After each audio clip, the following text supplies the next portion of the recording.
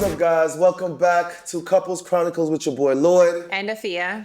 We're excited about our topics today. All right, I guess we got some good ones. She ready. See, she jumped the gun. Go ahead, Miss Thang. Let's do it. All right, so we're going to start things off with how important is how much a person makes when dating? How important is how much someone makes in dating? I think when you're dating, let me rewind. I think it matters more with women than with men. Let's first start there. I don't think I've ever went on a date thinking about how much a girl makes. That's not even one of my first questions. How much do you make? I don't think men initially focus on that. Now, when you're talking about, now I'm getting into a relationship or marriage, I think those questions are very much more important. Yeah. But dating, I don't really think men look at what a woman makes. Yeah, you don't want any, even in a simple dating transaction, men don't go into it thinking, I wonder how much she makes. Adversely, I think that's one of the first things that pop into a woman's mind. I'm gonna start there. Okay. I agree and disagree. I definitely think for women, obviously most women want to know how much a man makes just for a sense of stability, right? Like if you're talking about building a family, a home, like any of these things, we want to know, is that even something that you're even capable of doing? It could be something as small as, let's start with, can you pay the bill, right? If we're on a date, are you picking up the tab? So starting there, can you afford? I have friends actually that, have gone on dates with men where they didn't even eat because they couldn't afford the tab. And that's awkward, right? So now that allows you to know, okay, wait, hold up. He don't have it, right? Like you want to eat at a 5-star restaurant and, he's at a 1-star restaurant, right? You guys are not on the same page. However, I think when you're talking about from a relationship standpoint, I disagree. 100%. Even from you. I feel like when we started moving towards a relationship, you were like, oh, I think you should have this amount of money saved, right? I have a cousin, one of my cousins that's like my brother. He actually, when it was coming down to getting married and being in a relationship, he wanted to be with a woman that also had just as much money as he did, if not more, because he felt like, I don't want to be the only person carrying a relationship. I want to be able to be with somebody that I can build with. And that means she's as equally yoked as me, right? Financially. And he was willing to step up as it pertains to like being a father and, taking on some of the roles that typically fall traditionally more on just the woman, because he wants her to work. He wants her to be able to meet him financially so that they can buy properties together and she can meet him. It wouldn't just be solely on his income. So I think to your point, when it comes to, being in a relationship, I think it matters to both women and men. I don't think it's just a one way. So I think that's the confusion I have. I have it in 3 different parts. I have dating, then you're in a relationship, then further marriage. Right. Dating, I think women still look at that just on the first date. That's one of the questions, how much? I'm not saying it's wrong or right. I'm not trying to come at you women like that. I'm not saying it's wrong or right. But I think that's one of the prerequisites to dating for women. Yeah. Dating, how I separate them. For men, I don't think that's a prerequisite for, I think it's more how you look. I don't know. I think it's all about sex. I agree. No, I agree until, I agree. Some men, however, right, they like a woman to be their prize. So they like a woman to be dripped out, right? They like a woman that's dressed in designer clothes, designer bags, designer shoes. That's attractive to them. Just like for me, like a man that's well-dressed is attractive to me. So, but that stems from how much you make. You can't be dressed like that unless you're scamming. You can't be dressed like that unless you have a lifestyle or a job that's affording it. No, I agree. Again, I'm just answering the question. Now, if I'm thinking about now getting into a relationship with you, then I start in my head, okay, what is this woman's financial situation? I think it matters. I think it starts even before that. I think for men. Yes, I do. I think. Man, y'all got to answer that one for me. I think I'm right on this one. I think some guys like before it even gets to the point of we're in a relationship, they want to know, like, what do you do? Like, how do you provide for you? Some guys, how about this? And even it might not even be a direct number. It could be you have your own place, right? You're paying your own rent, right? Because if you live at home with mommy, nothing wrong with living at home with mommy. But I'm just saying, What if you I'm a live millionaire and I stay home with my mom? I'm just saving my money and I'm a millionaire. right, but what I'm saying is it might not for some men or for some women, it might not be a literal number of, oh, you make 100,000 or 6 figures or more. It might be you have your own place so you can afford your own rent, right? Like you have your own car. Okay, so you can pay your rent, your mortgage, and your car note, right? Okay, cool. Like, so I might just be checking certain boxes to know you can provide for yourself. And if you can provide for yourself, where do I fit in that? Can you provide for both of us? Or at least, like, can you just hold down the fort? Like, can you hold it down for you, let alone adding me to the equation? Because I really feel like if you can't stand on your own 2 feet as yourself, you shouldn't be in a relationship, period. So on our first date, I didn't do this. On our first date, when we went out, where was our first date? I think our first actual date was the what you call it, the molding thing. What you call that? Clay. No, the clay. no. Our first date was in Chicago Well, at Michael Jordan's yes, restaurant. Yes, but I mean, Oh, and I like, think before that you took me ice skating. that was Christmas time. But like, I guess Michael Jordan restaurant was, I guess, officially. I think that was the same night, by the way. Okay. Michael Jordan and the skating thing. So while we was there sitting across from each other, gazing into each other's eyes, falling in love. You're so funny. You were thinking, I wonder how much this guy makes, or how much he. No, I don't. My mind definitely wasn't there yet. I was like, I don't even think I even. I just kind of assumed, to be honest, that like you're paying for the bill. I mean, that would have been awkward. But imagine, like, we're on the date, and then you're like, so we go in half. It would never even have gotten this far. I'm telling you, one of my best friends was on a date and the man sat there and did not eat because he could not afford to pay the bill. So he was like, nah, I'm not hungry. You just eat. Exactly. He wasn't hungry. Nah, he was hungry. What you mean? He was hungry. Like, I think it's such a pivotal thing because where are we going?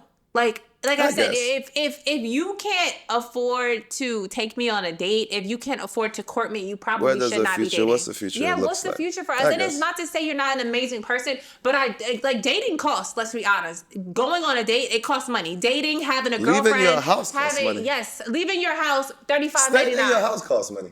Yes. Okay. So it's just like, honestly, like if you do not have the means, baby, you should not be dating. Got you. Again, I'm agree with you. I'm going to agree with you on some points. It is important because just hearing your reasoning and like, yeah, if I can't even afford this date, how are we gonna get into a relationship to get to that point? But I would say that men initially, I'm gonna stick to that point. Don't really look at what the woman makes as a prerequisite to anything. Yeah. I think if we're serious about if we looking to take you seriously, then that comes into play. Yeah. And I think it matters more for us. Absolutely. And I've seen, like I said, my cousin, I've seen him literally like not see a future with certain women just because he's like, if we were to get together or get married, you couldn't contribute anything. How many businesses have we done together? Or anytime you have a business idea, you can come to me and I'll be like, okay, cool, I can go half with you. Even if I'm not going half with you on the bills, you can come with me. Okay, baby, I need 100,000. Okay, cool, I'm gonna get that 50 for you. Every time you can come to me and I'm gonna meet you halfway with anything pertaining to our future. And any decisions that I make for our future, I'll come to you and I'll be like, baby, we should do it together. The old saying, love don't pay the bills, but I guess don't pay the bills either. And none of it pays the bills. So no. None of it pays the bills. Money, I guess money makes the world go around, and money is important. All right, that's cool. I think that was a little fun first chronicle for the day. What should you do if your partner wants more kids and you don't? Break up. Oh my God. Really? No, so that's funny she says that, right? I've been on record with her. I don't know if I've said it on camera here before, but I've been on record by saying, that I believe there are things that's you can't compromise on. She's a big compromise on everything. Person. Yes. I love it. It works in 99% of situations. This is not one of them. She said, I think this is one of them.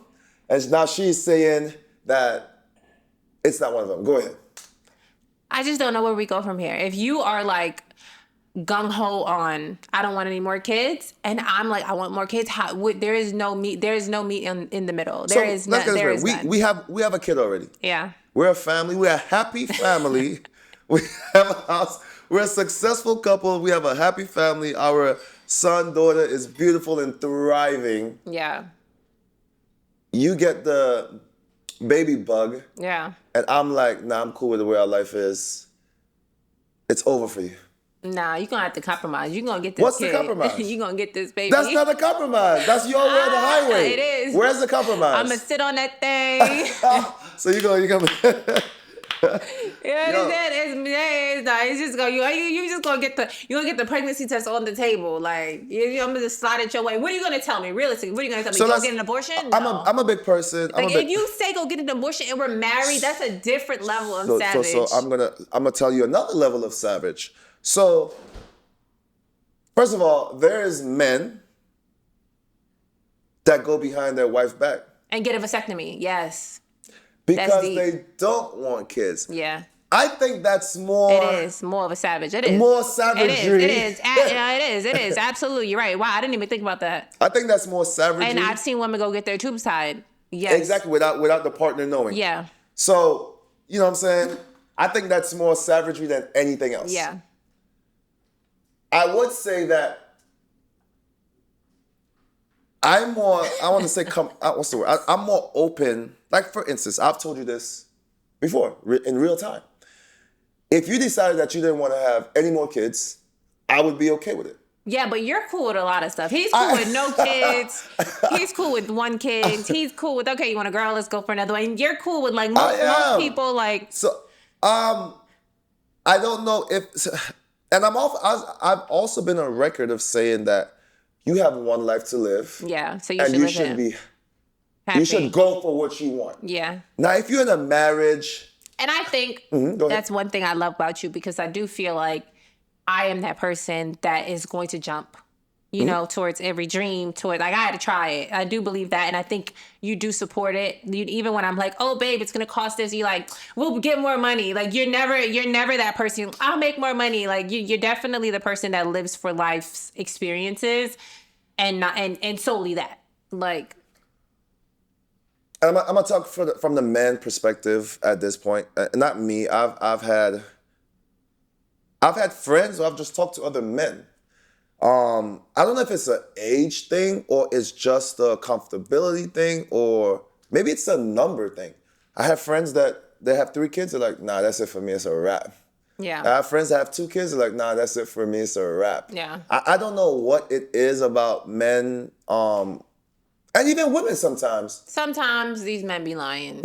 I agree with you there. Sometimes, because baby, I've had the man come to you and tell, I'm done. I got 2 kids, I'm done. And then the wife come to me like, girl, he talk about he want another one. Ooh. Very true. That happened recently with us. Recently with good friends of ours where they were like, yeah, like, can you believe that? Pressuring her to have another one. So I don't even think we answered the question. I think I've answered the question. I think you've answered the question in your way. But so you're saying, if right now I said, baby, yeah, I think this is it for me. I don't want any more kids. I'm comfortable with the way our life is. I'm comfortable with what I want to travel with you. By the time our son, name is Cairo, gets to this age, I want to be traveling the world with you. I don't want any more kids. I want to go back. You're telling me, you're not saying that you're going to divorce me. You're just saying you're just going to get pregnant somehow. What if I went and got a vasectomy? That's deep. Well, how do we? That's what I'm trying to get. How do we handle that? What does that mean for you? Then you got to be okay with me go into the sperm bank. So that's the compromise. Ooh. But I don't want any more kids. That's not a compromise. Yeah, it's no compromise. I agree. There's no compromise. So for you, it's no compromise. So that can't work. Okay. I think that's hard because it's like to deprive. I think it's the most clear, concise answer I've gotten from my She's like, no. There's no, I don't know. I want more kids. Screw you. Not screw you. No, it's never screw you. Yeah, but first of all, I think if you made a decision to go get a vasectomy outside of me, you made a decision that did not include me. right? And so now I have to make a decision that doesn't include you. And that might not be what you want to hear. That's fair. But That's fair. I think that's fair. Yes. And, so I think one selfish act, not that one selfish act deserves another, but you made your decision, so you have to allow me to make mine. I think what should have been done is you come to me and say, hey, listen, baby, I really don't want any more kids. And I would have been like, well, I do. Let me sit on it, give you one more, and we going to work it out. We're going to wrap it up at 2, right? And so a compromise in this situation, right, instead of calling it quits might be, okay, you need more support, right? Because really, in my opinion, unless you just don't like being a father, because if you don't like support, what does that? What does that mean? Nanny. Okay. Really. Okay. Right? Okay. It might mean you need another nanny, right? And so when I look at the situation, because unless you really dislike being a father, because that's another conversation. If you're saying to me, I don't like being a dad, I don't want any more kids with you, then that's also like another thing, right? Because if you're saying, listen, I really don't like the responsibility, I don't like the role, I don't like the that's pressure. a tough conversation, right, that's a tough conversation, because you think about, how you would be as a father before you actually step into the role. You understand what I'm saying? But once you're in it, and all the pressures and the realizations that come along with it is completely different. So I think once those actualizations hit you and you say, actually, I don't like being a dad, that's deep. I'm not having any more kids with you. From there, at that point, probably the relationship should end. But if you're saying, you know what, it's not being a dad. I love being a dad. I love when I walk in and my son or my daughter runs up to me and says, Daddy, I love, being a dad. It's a lot on me. Then I feel like, okay, how can we implement some level of support, right? How can we have the nanny for an extra day? How can we get a second nanny if need be? How can we, right? Like that's a different conversation. And for me, that's a level of compromise, right? I need to understand, why don't you want any more kids? Right. And I think once we kind of get to the nitty gritty of that, then that allows me to come in and say, okay, well, I hear you, because I do understand it's a lot on both the mom, the dad. It costs. It's expensive. Like, and it's not the kid, it's the childcare. Right. And so it's like, okay, well, if we need the nanny for an extra 2 days, how much does that cost, right? Do we need a full-time nanny? A full-time nanny is expensive. All that stuff a full-time costs money. nanny and child and school, that's like a minimum like $5,000 a month. Just having both, right? And so everybody asking themselves right now, wait, where y'all take your kid at? No. Like, but a full-time, no, seriously, I think a full-time nanny is like $3,500 a month, and minimum for school is between $2,000 and $2,500. So it's like, we're talking like, again, everybody's like, where y'all take your kids at? No, I tell everybody how much we pay for our school, and they're like, what? No, childcare is like out of this world. We do live in New York, by the way. If anybody, if you're not from New York, we live in New York. These are New York prices she's talking about. Yes. But and when I'm on Threads, it's the same. Everybody, it's the same. So I don't it's know. Not, this is my first child, so I don't know. Yeah, no. When I'm on Threads, people are saying like that's what they're paying. But to my point, back to the conversation, I feel like getting to the nitty gritty about why you don't want any more kids is the basis of where the conversation should start. I think understanding, do you just dislike being a dad, is one thing, and if you can genuinely. Because I believe it and I've seen it. I think outside of believing it, I've seen it. Like, I've seen someone genuinely just not want to be a father, right? And I think if that is the basis of the conversation, we should definitely go our separate ways, right? Because now I'm going to be looking at you, analyzing, okay, well, how were you dealing with our child, right? Like that's another thing. Like, oh my God, like, are you not dealing with him from a place of love? And I want that. I wouldn't want to have any more kids with you if you genuinely were like, I just dislike the role of being a dad. That's deep. That's deep. Versus, hey, I just need more support in this role. And if it's more support, okay, well, if an extra nanny's another $1,000 a month for 2 days, cool. We can adjust to that, right? But if it's just, I don't like it. Like, I don't want to be a dad. No, I don't like this role. Okay, no. Like, I need to, cause right, like when I think about you, like one of the things, like when we were dating, honestly, I thought you would be an amazing father. Huh? I remember one time I got sick, and like I was at work and I got sick. And like, I don't know if I could have done this if the shoe was on the other foot, but I just remember puking my guts out, and I got so sick. And like, you came and you cleaned up the throw up out the car. I just couldn't even wrap, and like I was puking and my mind was so blown. But it was such an act of love that I was like, he deserves a baby. Like, he deserves a baby. He will make an amazing dad. Like just seeing like how you cared for me in that moment, like throw up is not like that's not just something you touch, right? Like you cleaned up the throw up, the whole Uber's car was like covered in throw up, and then you paid the man. He was like, I my didn't pay bad.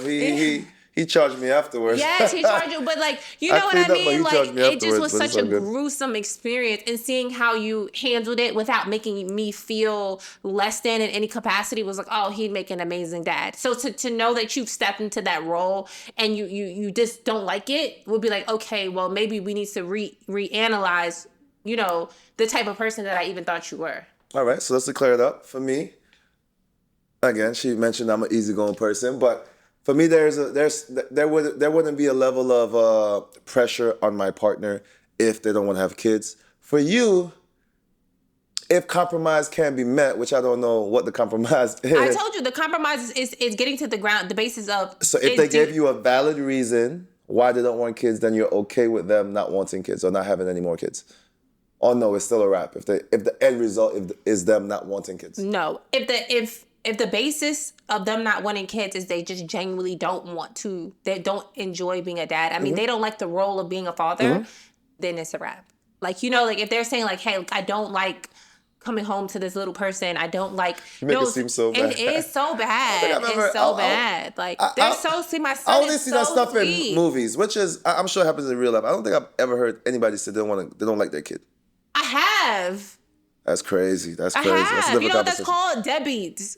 I have. And I think once you experienced it, Damn. it is a wild experience. And I don't have any respect for deadbeats. I'm sorry. I don't. I don't care if you wanted the child or did not want the child. I do not have any respect, condone, no. Because this child that does not deserve, they didn't ask to be here and they don't deserve that. Look, this is why it's a podcast and we have two different perspectives. And we got we got to the bottom of it. No, that was a good one. That was a good one. I didn't, you went a little deeper than what I thought. But guys, this is another one. I always have these questions that I want to hear people who actually went through this and what they have to say. I want to hear their experiences because some of this stuff is like new to me. You know what it is? For instance, a woman might say, I don't want any more children because of her career. I was going to say that. Right. But that then goes back to support. Do you understand what I'm saying? For me, right? It goes back to, okay, well, if I have this child, who's going to help me? Like what does the support around? Because it's really a good 2 years out of your life. Just gone. That don't even include the 10 months to make them.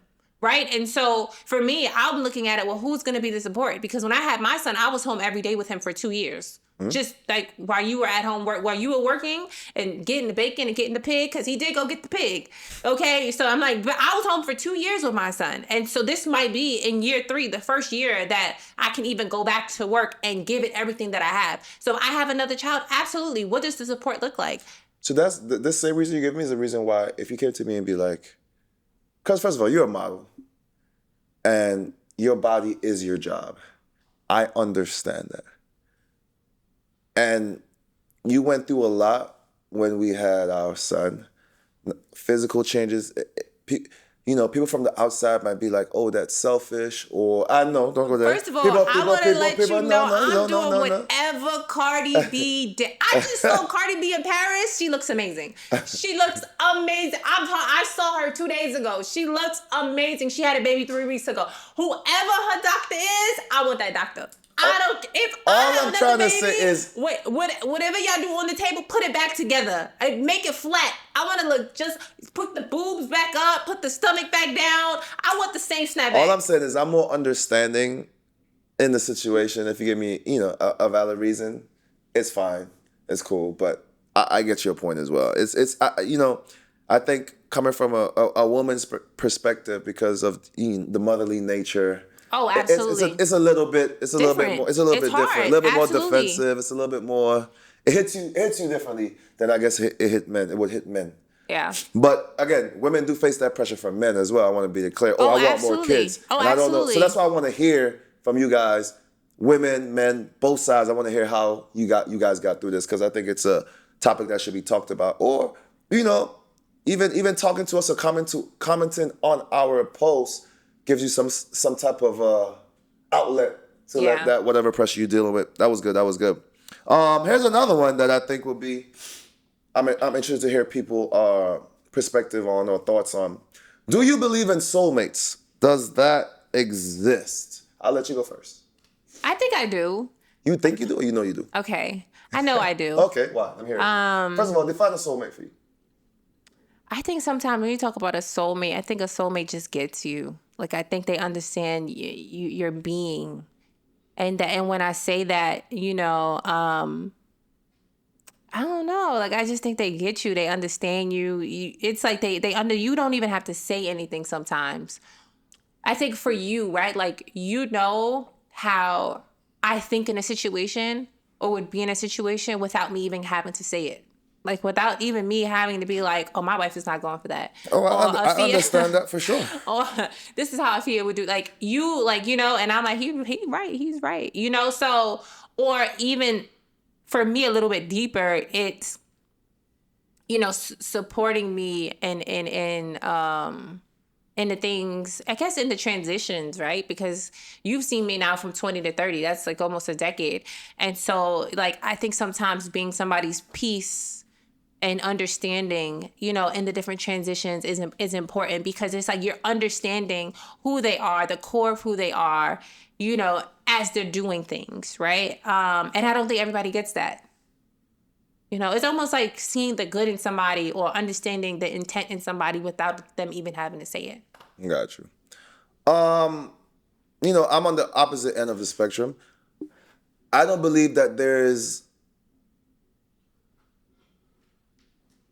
two things. I don't believe if by your definition that's a soulmate, yes, I believe in soulmates. But by my definition, I feel like what makes a person right for you is timing. Being in the right place at the right time or right stage, like you mentioned, these transitions, the right stage of life. I believe me and you met at the right stage of life and we meshed. If you met me at 24, we wouldn't be together. I wasn't nowhere ready. If I met, if we met later after this, maybe we won't have meshed. Like, I think it's more so that because the term soulmate maybe differs, right? Like that's my second question is like, do you believe that there is like one person for you? That's what I think of when I hear the word soulmate. That there's this one person that God made for you. Again, my first point was I think timing, alignment matters. We share the same values, we share the same timing, we share the same things that we want at this particular time. We gelled. It was easy. When you don't meet at the same time, it's friction. I had a second point that I just lost. Secondly, as for a soulmate, I got it. And I might be maybe reaching here, I don't know, but just sheer numbers. Men outnumber women. There's going to be a lot of women outnumber men, right? It's adverse. Women outnumber men. I think it's about 10. Last time I checked, it was like about 10. So you're saying you guys have way more soulmates than us? No, I'm saying it can't be one person for one person because that would mean that God is gonna allow some people to not be happy or not find their soulmate. Yeah. And for me, I do think that there will be a lot of single people just by sheer numbers. It's not enough men for women. Yeah. The numbers just don't lie. So just to say that, this one person, I only believe that one person was meant for me, I don't think it's accurate. I think you meet people in your lifetime, you cross paths with people in your lifetime, but when you and that person and your both times align, that's what makes a match. But I don't want to say, because I think if you met somebody else at the right time, it's potentially that y'all could have had a successful relationship. Yeah. That's all I'm saying. I understand. You know what I'm saying? Yeah. I don't know. People, and I've had this conversation outside of my wife. I also feel like I know people that feel like other people are their soulmates and they're not with them. And even like that's another aspect that I even thought about. You imagine some people, and again, you see this in romantic comedies and stuff like that, but I'm sure it stems from real life experiences. You have the best friends, and you watch the friend get married to somebody else, but their friends feel like they were soulmates, quote unquote, but they're with somebody else. Yeah. I'm sure that was in Brown Sugar, but Oh yes, good, I'm like, good I'm almost example. positive that was in I Brown mean, Sugar. in Brown Sugar, they end up being together at the Yeah. end, but life doesn't always work that way, right? Yeah. So let's use Brown Sugar. Do you believe that their partners wasn't right for them? I think there I'm were good sorry. options. I'm just thinking back to like who they with. Kojo, Yeah, and I forgot Boris the other. Kojo, Yeah, yeah, and I forgot and who the Nicole, and Nicole. they're Oh married. yeah, they're Ah, married. And they're Nicole, yeah, yeah, married. yeah. Ah, that's funny. I think they were good partners. They just I don't know. You know what I'm saying? Like, Yeah, there was so nothing wrong with people them. don't really like to hear that. Like Like there was nothing wrong with them. we Yeah. in society or on TV or in romanticism or in books or in whatever and my wife is what we call it, a sucker for love. Not sucker for love, but A hopeless romantic. Yeah. The street call it sucker for love. But and there's nothing wrong with fantasizing about these things. Your one true love, love at first sight, all this stuff. There's nothing wrong with love. That's great. And if you find that, then great. I'm just saying that I'm not trying to be a Debbie Downer or whatever, or a David Downer. I'm not a Debbie, a David Downer, if that's a thing. I just feel like it's. I feel like there's timing and readiness and just alignment is what makes a person right for you in that time. Got you. Okay. Go ahead. Let's see. What's next? Wait, I don't. I have it. Okay. Okay. So we talked about soulmates. I'm just transition that. We talked about soulmates. Let's go to I guess that one's to the opposite end of the spectrum, but like, how do you know When it's time to leave a relationship? Yeah, that's tough. Like, when do you know it's really time to part ways? That's tough. I want to hear this because I don't even, I have my ideas, but I want to hear. I think leaving a relationship I think that when it's time to leave a relationship, it looks different for everybody. That timing, like for somebody, it might be a year, it might be 5 years. For somebody else, like I think my great grandmother was married to my grandfather for like 25 years. Okay. Then she left him, right? I think that during the pandemic, we saw a lot of people get divorced. A lot of relationships didn't survive the pandemic. But That's crazy. Yeah, no, seriously, the pandemic was like hit home for a lot of people. Whatever that realization was, it happened during the pandemic. But I just genuinely think it looks a lot different for everybody. I think everybody's breaking point looks and feels a lot different, because for you it might be infidelity, for somebody else it might be missing the bar financially, for somebody else it might be being emotionally absent from the relationship. And I think that like emotionally absent might, in my opinion, hit heavier than a lot of the other things, because I think sometimes when you're emotionally absent, that leads to infidelity. Right. And so when you're emotionally absent from the relationship, you're physically absent as well. Right. And that all of those things kind of trickle down. And if you're emotionally absent from me, where are you emotionally present at? Right. That's what I want to know. And I think sometimes when you're emotionally absent from the relationship for so long, it's time to call it quits. I think it takes two. I always say that to you. Mm-hmm. It takes two people for a relationship to work. One person can't be doing the work and then the other person is not. One person can't be, whatever, like dating and the other person can't find time for dates. One person can't be, whatever, romanticized and looking good, dropping compliments, smelling good, and the other person is not. It takes two. And I think that the moment that, you're like, hey, I'm the only person showing up for this relationship, that can only happen for about so long before you're like, you know what? You need to go wherever you're emotionally present at. Got you. So you started your answer by saying that that looks differently for everyone. Right. So let's start it there. There's a lot of different reasons on why there's issues or problems in a relationship, or you might want to end the relationship for, right? Right.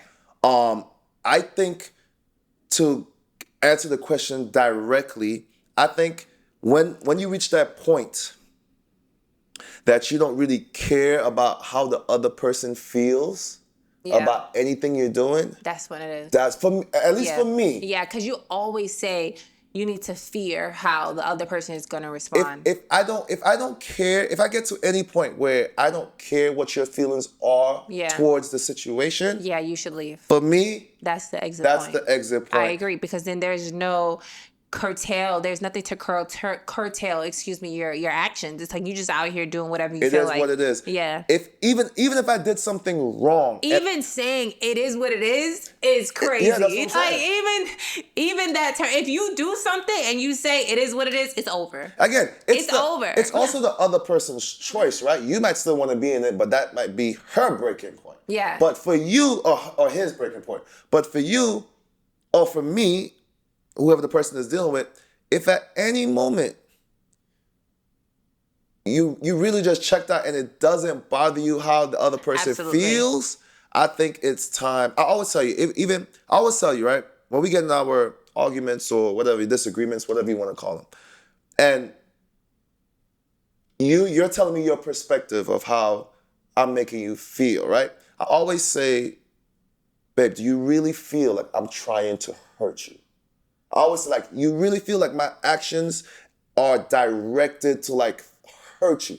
If you feel that way, we have a different problem. I always say that. Like, I'm not, if again, you're talking about being in a relationship, you're talking about abuse, verbal, physical, sexual, whatever, abuse in a relationship. You're talking about infidelity. You're talking about nonchalantness, or whatever the highest form of nonchalantness is in a relationship. Like, all these problems. The moment, like I said, the moment, like, I don't care about your feelings, which is then hurt, you have to pull away, because now I remember I used to tell my friends, I used to be a person when I was younger that used to be scared to break up with my partner because I don't want to hurt them. Until I realized that me staying there is really hurting them more. So it wasn't necessarily about them. It was more so about me, is what I'm trying to say. I didn't want to be there, so don't drag them along. Just go ahead and end it. So I think, I think at that moment you feel, or you, like you said, like I said it already, that you care less about their feelings and more about yours, because relationship is gonna, motherhood, but that's all connected to love, is the most selfless thing that you're gonna have to do. When you talk about being in a relationship, when you talk about being married, you have to now account for somebody else's feelings. Right. You can't just think about yourself. So the moment that you start thinking about yourself and they don't matter, like I said, I think it's time to leave.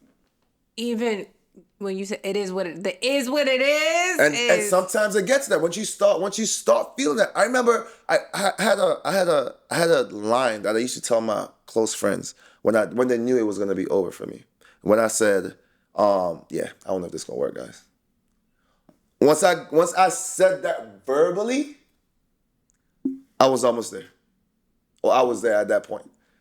It's like, in my head, it's like, okay, I tried everything. Even if I didn't try everything, I'm not, nobody's perfect. Even if I didn't try everything, that was the line for me when I knew it was time to exit that situation. Right. And whether, people, whether it's wrong, right, I'm not saying how you feel is how you feel. How you respond to a particular situation, you have all right to get to your feelings. But yeah, I think that would be the line for me. I think a lot of people stay in these situations a lot longer than they should. Yeah. And what advice? I don't want to say what advice, but how would you deal with being in a situation too long, or you like what how do you? That's another question. That could be a whole nother question. Like, how do you know if you're in love, or being in love with the wrong person, or being in a relationship with the wrong person? Like, like you're in love with a person that doesn't love you or doesn't value you, give you the same love back. Yeah, it's toxic to you versus being beneficial to you. Yeah, like it's tough. And again, this is another one of those that I'm interested to hear people's responses, because this happens more frequently than we like to admit. I think a lot of times when people are in relationships, how they allow people to treat them is grounded in their self-esteem and self-worth.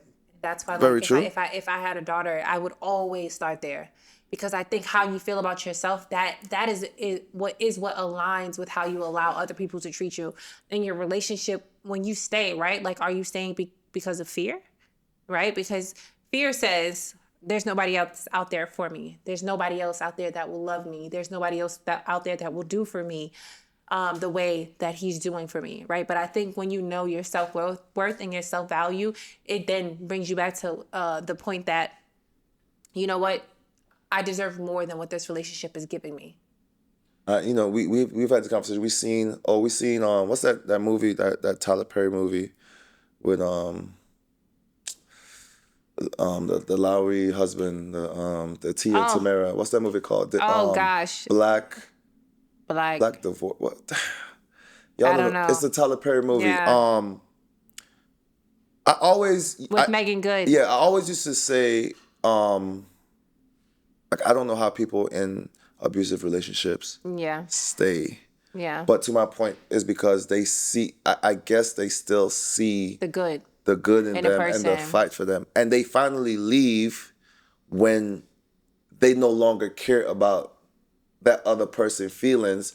Or I won't even say that. They value their feelings more, or they're Yeah, taking control of their life and their emotional self-love. love for than the other person, because they're not showing them that same thing. And that's when they separate. Yeah. But, I think, when people stay in those relationships too long, it becomes dangerous for them. Oh, absolutely. And, that's a bad thing. So yeah, we're gonna do that was a good that was a good conversation. It took me emotionally, it took me to some places that I didn't think it will. But again, guys, comment, let us know your experiences. We want to care. We're not just randomly asking questions. These are questions that we really think about. We really want to, through conversation, we get to help each other and we get to help other people. And we want to learn from you, as long as you learn from us. See you guys next time. On Couples Chronicles with Your boy Lloyd. and Afia. And make sure that you Like, subscribe, and share. see you next time. Peace.